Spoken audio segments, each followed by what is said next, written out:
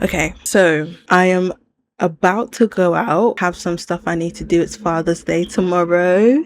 It's for me in the UK, but it's gonna be a little bit different for other people. So that's none of my business. What is my business is that today also marks the day that I finish Steven Universe. All 5 seasons. I haven't watched the movie and the other series where Steven is old. I don't know nothing about that. But I just want to do like a quick my thoughts on Steven Universe, knowing that this is like the first time I'm watching it, like ever. It's not like I don't know anything about Steven Universe, or of course I know Life and Death and Love, and of course I know that. I know the logistics. But there are other things about Steven Universe that I completely wasn't actually aware of. Rebecca Sugar, I know her. I know what she'd be doing these days, but like the whole series was something else. I would say if I were to rank how good this series was, I would say it's somewhere below Avatar: The Last Airbender, but on the same level as The Owl House. I love The Owl House. You know I love The Owl House. All of the things that happen in Steven Universe, people have been saying that Steven Universe is very similar to Invincible. I say like a lot in some of my videos. I'm actually realizing, but like, and I just said it again. Steven Universe is 100% similar to Invincible, warts and all. So I'm just gonna talk about Steven Universe, but I'm gonna break it down into specific things. So the first thing that I'm gonna talk about is every single person in that show that decided to piss me off. Let's start with the one, the only Lapis. I don't know what her problem is. Lapis is actually on smoke, because why is it that we understand Lapis has a lot of trauma going on? You know, she was in the middle of the war, she got separated. Did she get separated? She has a lot of stuff going on, basically, and because of that she had to completely just like run away. No, I'm literally saying this all wrong. Wait, hold on. What specifically happened to Lapis was that she was coming to Earth for some type of business. We don't really know. We don't really care. Comes into Earth for some type of business, and then she gets caught up in between the war. Then because of that, they ended up going against her because they thought she was an op. And then she ends up being like held captive in a flipping mirror. We understand you have trauma, babes. We all got that. Okay, we all understand that.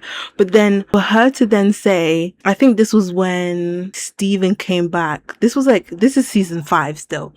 But like when Steven came back and stuff, and he was like, yeah, guys, I was taken by the big guys, the big diamonds, and it turned into this whole thing, and they might be coming, so just be aware. And then she decides to ditch what's her name, Trigladot, Diamond. No, her name's not Diamond. What's her name? I can remember her name in real time. I will remember her name in real time. Okay, I remembered her name. Her name's Peridot. So when what's her name? I'm literally forgetting all of the names. But when Lapis realized that, you know, things were about to go down, and then she decided to take her and Peridot home for herself. That was actually strike one for me. That was so annoying and so selfish. How could you do that though? But how could you do that? Mind you, Peridot was in that flipping barn first. Actually, no, that's a lie. It was Steven's not late uncle. It was like Steven's uncle. No, Steven's father's cousin.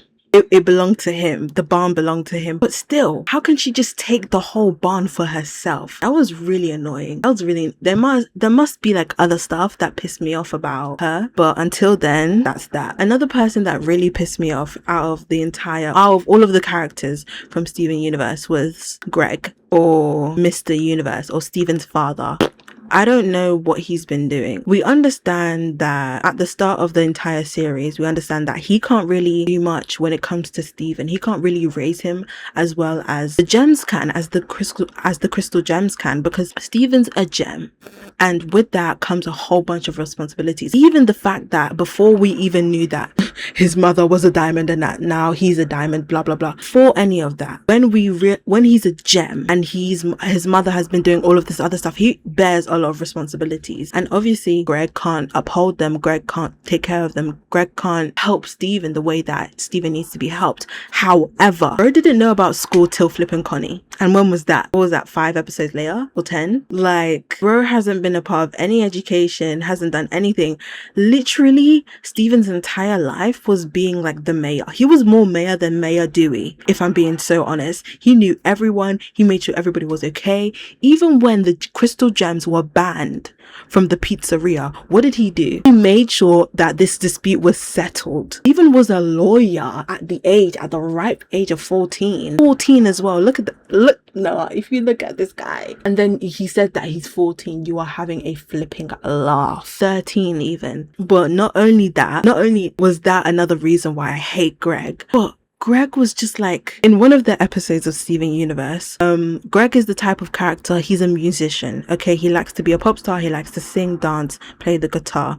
And he had a friend in the past that was his manager. But as we know later on, I think this was in season 4, where his manager comes back. He's like, yeah, so what happened was that I used one of your songs without your consent, and so legally I owe you 10 mil. And then he gave him 10 mil. So now Greg has no excuses. He doesn't need to be in the flipping van. He doesn't even need to be working at the car wash, but you know, a guy needs to stay humble, and just a whole bunch of other stuff. But what does he do? He goes out into the city and spends it on lobsters and tuxedos. That is fine. That is completely valid. It completely makes so much sense.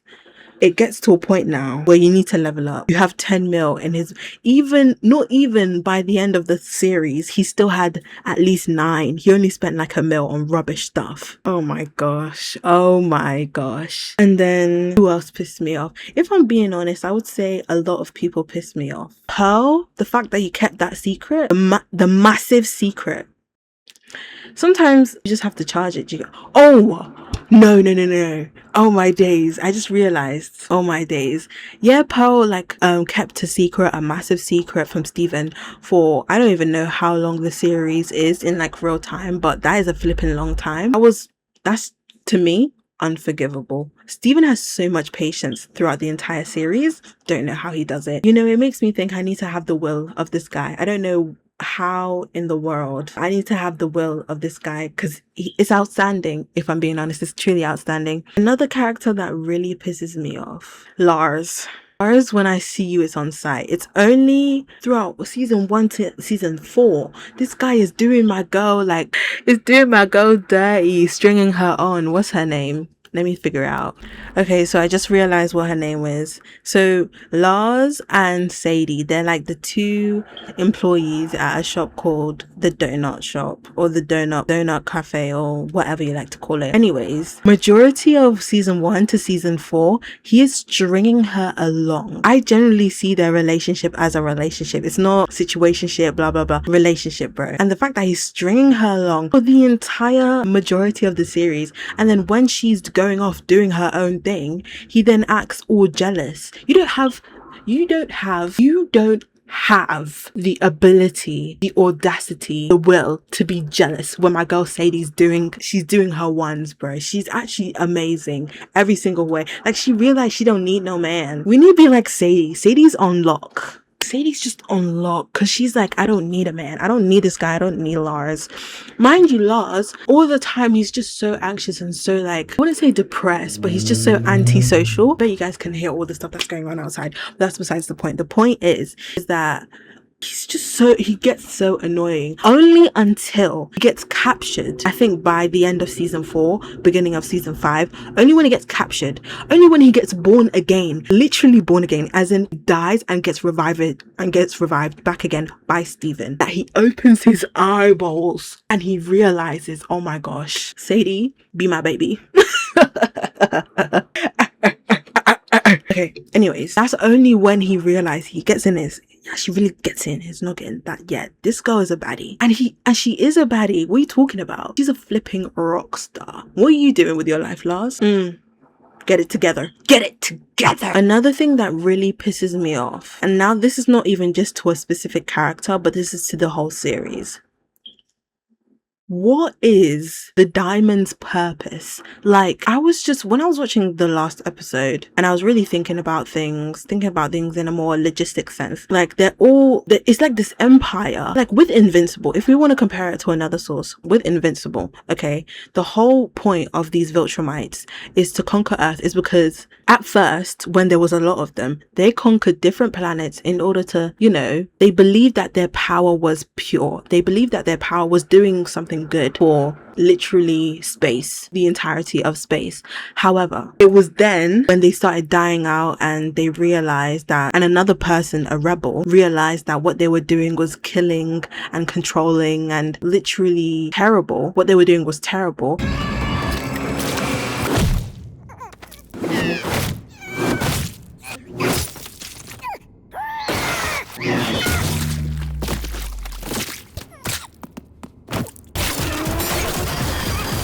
A whole homicide. You know, it's very hard to explain when this massive and bad thing that happened to like all the Viltrumites that ended up killing like more than half of them. The next reason, the only reason why they kept on like conquering other Earths and conquering other planets was for reproduction. They needed more Viltrumites, dog. They needed more Viltrumites. They needed more Viltrumites to fill out their population. Now, if we want to think about Steven Universe, blue diamond, white diamond, pink diamond, and what's her name?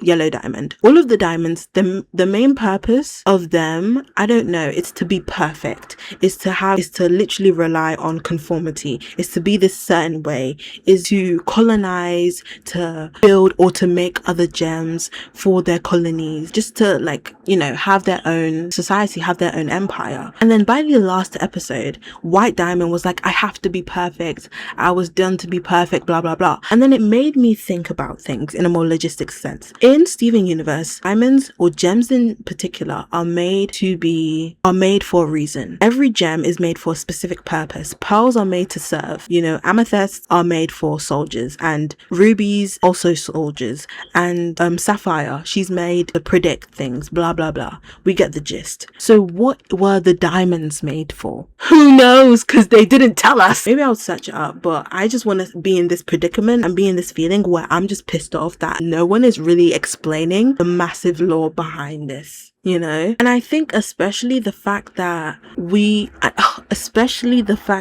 only like got to see white diamond in like the last couple of episodes, see her persona, see the type of person that she is, was massive, because they never mentioned her throughout the entire series. It was always the other gems, always pink diamond, always this, that, and the third, but we never get a glimpse, even a mention of white diamond. She is so up on the flipping hierarchy that if you mention her, people will go crazy. Blue diamond will start crying and then make everyone cry. She is like on next level type things. That's all I have to say. It just makes me wonder, and I wonder if you know what it means to find your dreams come true.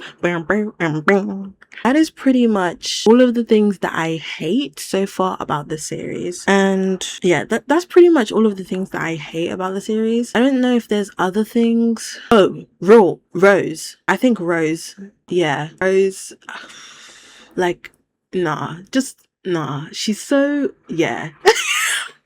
I think she is, if we want to talk about the things that she's done, yeah, she's done some great stuff. I'm gonna be honest, she's done some great stuff. She has been so, it seems like how she's depicted, she's just so selfish. Like everything she has done, she rarely thought about everybody else.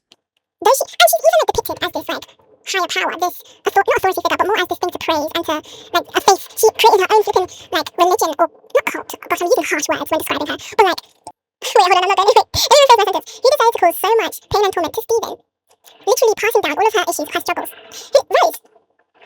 Who ordered Pearl to keep this massive secret that literally could have saved everyone? This massive secret that Rose was pink diamond. Who decided to keep that secret? Who decided? I think I'm a little bit too connected to this, but nah. I'm agitated and aggravated. Oh, God.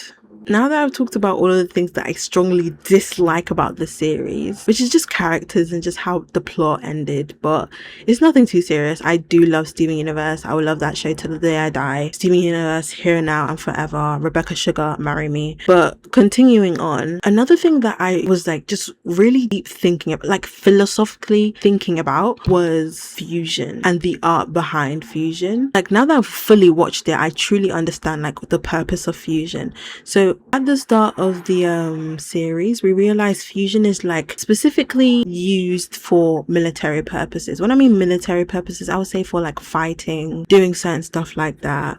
And then, you know, all I want to do is see you turn into a giant woman. You get one? Gang gang. But anyways, we see that. And then also, I think it was, when was this? I think it was like season 3 when the 5 rubies came to Earth in order of like yellow diamond, blah blah blah. And we see that that's an example of how back in the home world of all the gems, we see how that is how fusion is supposed to be used. It's supposed to be used to make other fusions into just one massive big fusion, not to bring different fusions together into like different entities. Do you get what I mean? It was made for fusions to be of the same kind together. It was only till season 5 that I realized that garnet was the first example of a fusion of 2 different types of gems being fused together. That's only when I realized. With that in mind, it just made me think like fusion is such a philosophical thing, if we want to dive into that type of thing.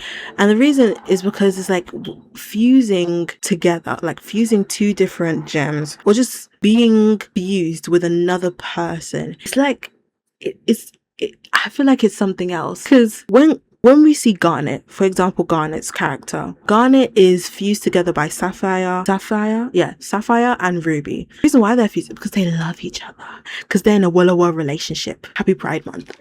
That's the reason why they're fused together. And though that is not accepted by homeworld society, if we want to go there, it's just an amazing thing. But then it also makes me think about the song Stronger Than You. Like at the last episode of season 1, Garnet was unfused. That's when we first realized that Garnet was a fusion. When Garnet was unfused, Sapphire and Ruby had to fuse back together in order to defeat Jasper. When that happened, and then when they had to sing the song Stronger Than You, it just made me think like, what is Garnet then? If Garnet is not a baby, do you get what I mean? Like if Garnet is not something that is a reproduction of the 2 hosts, if Garnet is a conversation, a feeling, a depiction of their love, then that makes me think of like other types of fusions. Like when, I don't know the exact names of everyone, no matter how hard I try. There are a lot of fusions that are fused together for different reasons. For example, Lapis and Jasper,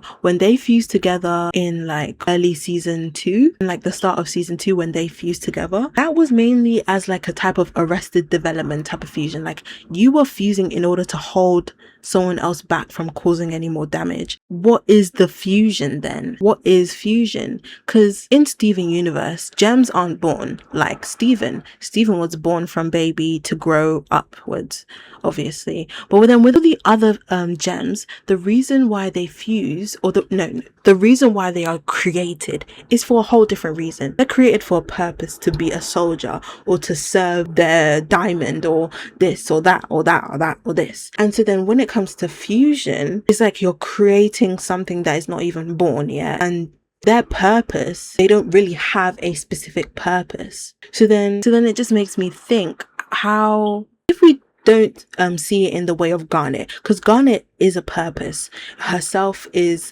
a relationship. She represents a conversation, a relationship, a love, a feeling, and a never-ending story.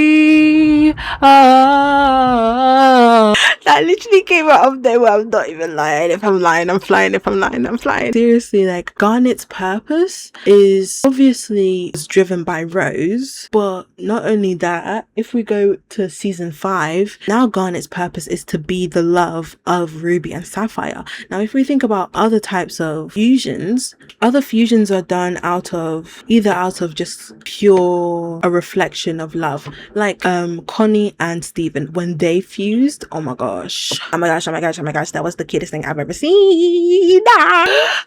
And then when they all fused together, oh my gosh, that's actually crazy. But yeah, that's basically all of my thoughts on Steven Universe now that I've finished it. We'll see how I do a video on the film. We'll see how I feel about that on Steven Universe. I seriously did not expect this. When I finally took the time, now that I finished my exams, now that I finally took the time to watch Steven Universe, I am gobsmacked. I really love The Owl House. I would say The Owl House is still above. Wait, no, I can't say that. I actually can't say that. I'm gonna put The Owl House, I'm gonna put Steven Universe on the same level. Because I can't... The Owl House is another video, because that... It's like a literally transcending the game. You need a banjo for one of those. That's it from me today. That's all my rant today. Okay, bye.